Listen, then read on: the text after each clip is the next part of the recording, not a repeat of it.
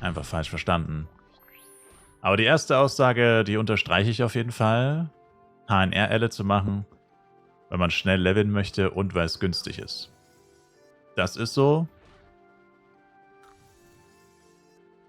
Und das ist auch richtig. Das ist richtig und wichtig. HNR-Elle wahrscheinlich die günstigste Klasse mit dem besten Level-Speed. Also preis-leistungstechnisch ist Elementor safe Number 1. Weil du literally kein Equipment brauchst bis... Nice. Bis mindestens 120. Und, uiuiui, Alter, die hat mich fast reingeholt, die Schweine. Also was heißt 120? Eigentlich 135. Wobei man natürlich immer argumentieren kann, ich meine, du kannst theoretisch jede Klasse ohne Equipment spielen, in Anführungszeichen. Aber bei vielen Klassen macht das halt keinen Sinn. Zum Beispiel bei 1v1-Klassen. Weil du halt schon erheblich viel langsamer bist. Aber bei Elementor ist halt wirklich so, selbst mit perfektem Equipment wird sich dein Damage wahrscheinlich nicht mal verdoppeln. Naja, gut, vielleicht schon. Aber es ist halt Schwachsinn. Wer zum Teufel trägt Mioran-Set mit 28% ADK zum Beispiel? Das macht einfach niemand. Das ergibt keinen Sinn. Das lohnt sich nicht. Preis-leistungstechnisch.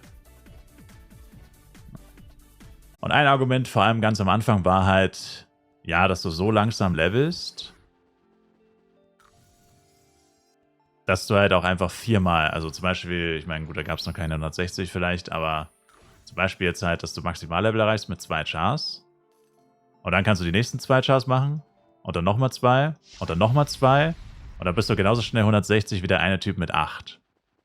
Aber das ist halt falsch. Also ich meine, ist schwierig, das zu beweisen.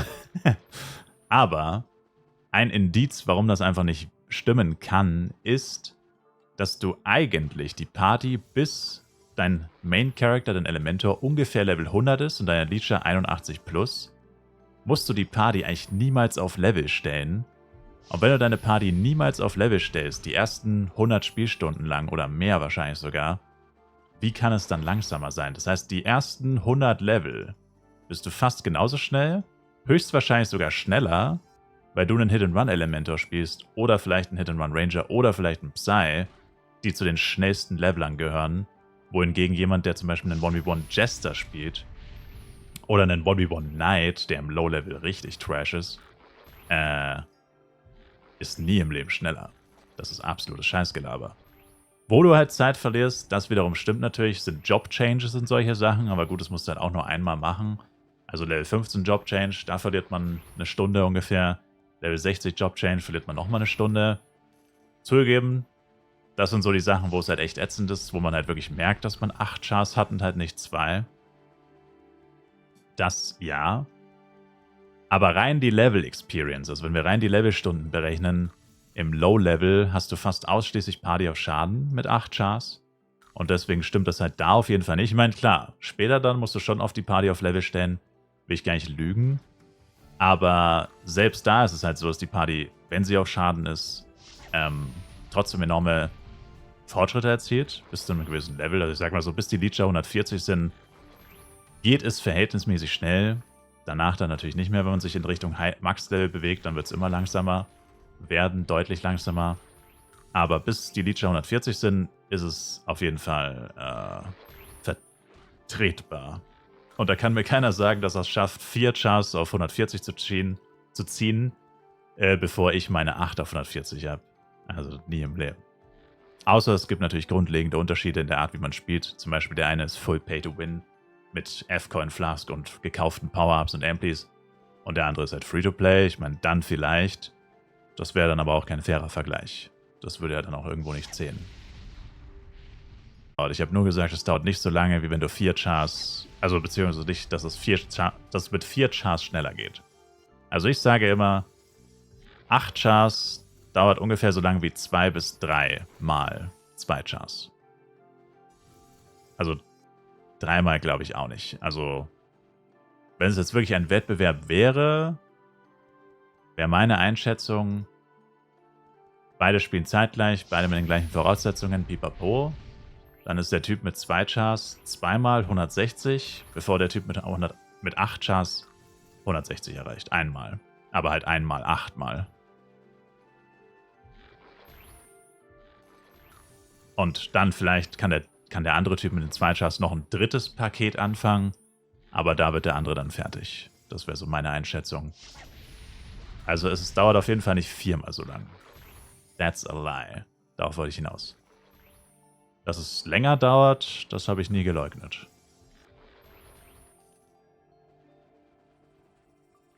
Und wo die 8-Char-Taktik auch nicht so geil ist, ist Master-Leveling. Kann ich jetzt mit jüngsten Erfahrungen nochmal bestätigen. Da ist halt das Problem, dass die Leveldifferenz zwischen den Chars nur 9 Level beträgt. Und das killt halt so wirklich die 8-Char-Taktik. Also so ein geringer Levelabstand zwischen Leveler und Leecher mit 8 Chars, das ist nicht gut. Das ist sehr bescheiden. Also beim Master-Leveln ist die 8-Char-Taktik jetzt auch nicht so knorke. Weil man halt dazu sagen muss, zumindest momentan ist Master-Leveln ja 100% optional. Also muss man ja auch nicht machen. Von dem her kann man sich entweder entscheiden, man macht eh nur 2 Chars von den 8, die man am meisten spielt, oder die am aktivsten diese zweite Stat-Page benötigen oder am dringendsten. Man muss ja nicht alle machen. Und auch da könnte man ja immer 2-2 machen oder so. Und der RM supportet einfach immer. Ja. Farmen. Meine unendlich Power-Up-Taktik, Danny. Habe ich auch schon oft erklärt. Meine unendlich Power-Up-Strategie, für die ich niemals Geld ausgeben muss. Durch Battle Pass und Events. Daily Spielzeitbelohnungen. Ich habe auf Burodeng mehrere Charakter mit über 200 Upcut Stones. Also wenn ich alle meine Upcut Stones auf Burodeng jetzt benutzen würde, würden die wahrscheinlich über ein Jahr lang laufen. Ein Jahr lang Spielzeit. Online-Zeit. Ich werde niemals in diesem Spiel jemals wieder einen Upcut Stone kaufen. Geschweige denn wahrscheinlich überhaupt irgendwelche Power-Ups. Einzige Ausnahme vielleicht Element Stones, weil es die einzigen sind, die man so gut wie nie bekommt. Gratis. Oder durch Events. Nur sehr selten und meistens dann auch nicht sehr viele. Einzige Ausnahme sind Element Stones, die kriegt man leider nicht. Aber sonst werde ich mir niemals wieder Power-Ups wahrscheinlich kaufen müssen.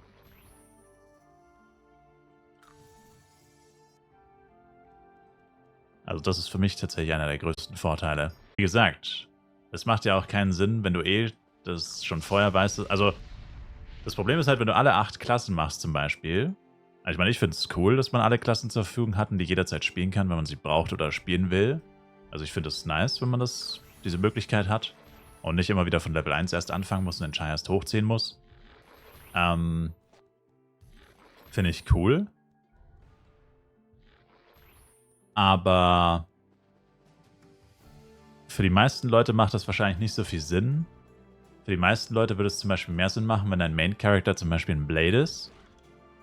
Also die klassische Combo oder die üblichste Combo, zumindest von uns Deutschen, ist ja Blade und RM. Und dann wäre 8 Char-Taktik, ich meine gut, 8 Char-Taktik mit einem Blade als Leveler ist kritisch. Da wär's dann wahrscheinlich lieber 4 Ringmaster, ein Elle und 3 Blades oder so. Aber vom Ding her halt, dass du halt mehrfach die gleiche Klasse machst, dann kannst du nämlich das Equipment traden und dann ist eben das, was ich vorher gesagt habe, mit diesen Unlimited Power-Ups. Das kannst du dir gar nicht vorstellen, wie heftig das dann ist. Dann hast du 8 Chars, die immer alles zusammen machen. Und auch Battle Pass und so. Und dann hast du zum Beispiel einen Blade. Mit dem spielst du, sag ich mal, deinen Main Character. Und wenn der dann keine Power-Ups mehr hat, was machst du? Du nimmst dein komplettes Equipment, gibst es einfach deinem anderen Blade, weil du hast ja einfach noch einen oder noch 2 oder sogar noch 3 andere Blades, die auch die ganze Zeit passiv Power-Ups sammeln durch dein tägliches Zocken, Events, Battle Pass und so weiter. Gibst es einfach dem nächsten, hast da wieder 50 Upcut Stones, 30 Crit Damage Potion, Minimum, whatever. Dann machst du die Power-Ups auf dem Blade leer, dann wechselst du auf den nächsten und machst das gleiche wieder. Und bis du mit allen durch bist, hat der erste schon längst wieder gesammelt. Also ich meine, es kommt natürlich darauf an, wie aktiv und wie viele Power-Ups du benutzt. Ich meine, wenn du jetzt jemand bist, der nur mit Power-Ups spielt die ganze Zeit, ich meine, dann kann schon sein, dass es nicht reicht, tatsächlich. Also ich persönlich bin halt auch relativ sparsam. Also ich habe extrem viele Power-Ups und ich verschwende sie auch nicht. Ich benutze sie wirklich nur, wenn ich sie wirklich brauche. Also ich bin da jetzt sowieso nochmal zusätzlich sparsam. Aber grundsätzlich ist das schon ziemlich sinnvoll. Also man kann es sich schon so aufbauen, dass das echt viel Sinn ergibt. Und das sollte man sich halt am besten vorher überlegen. Schon bevor man anfängt mit den 8 Chars, sollte man sich das eigentlich schon überlegen. Weil wenn du jetzt einfach nur das nachmachst, was ich gemacht habe, nämlich mit allen 8 Klassen, dann wirst du halt wahrscheinlich, und so ging es schon einigen Leuten in der Vergangenheit, deswegen habe ich da auch schon Videos drüber gemacht, dass man das sich halt vorher überlegen sollte. Oder ist auch schon oft gesagt. Weil wenn du es einfach nur nachmachst, was ich jetzt zum Beispiel mache, dann wirst du früher oder später realisieren, naja, ich habe jetzt zwar alle Klassen, aber um die spielen zu können, brauchen die ja alle Equipment, und ein Ranger und ein Jester können sich ja kein Equipment teilen. Ein Blade und ein Knight können sich kein Equipment teilen. Ein BP und ein Elle können sich kein Equipment teilen. Du bräuchtest für jede einzelne Klasse ein eigenes Equipment. Und gut, das mit den Power-Ups hättest du trotzdem, also dass jeder seine eigenen Power-Ups sammelt und die dann irgendwann, wenn du überwiegend einen Charakter spielst, bis er in Anführungszeichen leer ist. Und dann wechselst. Das würde schon funktionieren. Aber du könntest halt nicht das gleiche Equipment verwenden. Und das ist dann halt ziemlich teuer, wenn du alle ausrüsten musst. Wenn alle mit gutem Equipment ausrüsten musst. Also das kann nicht mal ich mir leisten. Wie ist das, wenn man das aktiviert und die Stapelsachen da rein tut, kann man später, wenn es abgelaufen ist, noch durch Kaufen das Food zum Beispiel da auffüllen? Und was ist, wenn man auf Sortieren drückt? Geht dann alles zurück ins normale Inventar?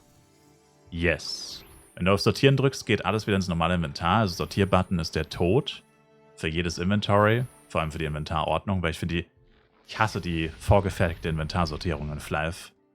Ich finde die total unlogisch. Schrecklich finde ich die. Ich habe da meine eigene Ordnung. Aber viel wichtiger, die erste Frage mit den Invi-Bags, wie sie funktionieren. Also ja, genauso funktionieren sie. Also in den Invi-Bag kannst du ja hier ein Beispiel an mir nehmen. Also meiner ist nicht perfekt, weil das jetzt FEC ist. Also ich werde ihn auf Boding nochmal neu machen. Aber grob gesagt siehst du eigentlich an meinem Invi-Bag, da sind eigentlich nur stackbare Items drin in meinem Invi-Bag. Und das ist genau aus dem Grund, den du angesprochen hast. Weil alle Items, die einmal im Invi-Bag drin sind, wenn du sie wieder bekommst, dann bannern sie direkt in den Invi-Bag, obwohl er abgelaufen ist. Also der Invi-Bag, wenn du einmal ein Item reintust, dann kann man es so formulieren, dass dieser Spot, wo das Item drin ist, das stackbare Item, dass der sozusagen aktiv bleibt. Also eigentlich natürlich nicht, der ist schon abgelaufen. Also du kannst zum Beispiel die Items nicht mehr tauschen, also in einem abgelaufenen Invi-Bag kannst du Items nicht verschieben und du kannst sie auch nicht gegen Items aus dem Invi-Bag tauschen. Das konnte man mal, das haben sie entfernt vor einem Jahr oder so, das war sehr schade, das war ein ziemlich heftiger Nerf gegen den Invi-Bag, weil davor war es wirklich so abgelaufener Invi-Bag, vollkommen irrelevant, du kannst die Sachen bewegen, die Sachen stapeln sich. Also davor hattest du echt einfach einmal 2 Invi-Bags gebraucht und danach eigentlich nie wieder, so ungefähr. Jetzt ist es ein bisschen anders und natürlich immer dann, wenn du aus Versehen ein Item aufbrauchst, dann verlierst du halt auch Plätze. Das ist bei mir hier unten passiert, deswegen sind da ein paar Slots wieder frei. Aber wie gesagt, ich muss es dann auf Boding sowieso nochmal neu machen, deswegen ist das jetzt egal. Aber ja, an für sich sollte man da überwiegend stackbare Items reinpacken. Und was man zum Beispiel auch reinpacken kann, ist sowas wie CS-Pad. Also so Items, die man niemals verschiebt im Inventar, die immer im Inventar sind, die man niemals bewegt. Dann kann man auch welche reinpacken, die nicht stackbar sind. Aber am besten ist eigentlich, man packt Items rein, die stackbar sind, die man am besten auch immer braucht, also die man am besten auch immer dabei haben sollte und die man halt auch häufig wieder bekommt. Also zum Beispiel beim Leveln wäre ein Klassiker auch Power Dice. Also meine Power Dice sind auch oft im Invi-Bag, weil man die eigentlich überall bekommt, sage ich mal. Für die muss man ja sozusagen immer ein paar Plätze bereithalten. Karten oder zumindest 4% Karten oder solche Geschichten. Also kann jeder machen, wie er will. Aber Invi-Bag ist insane. Wichtig.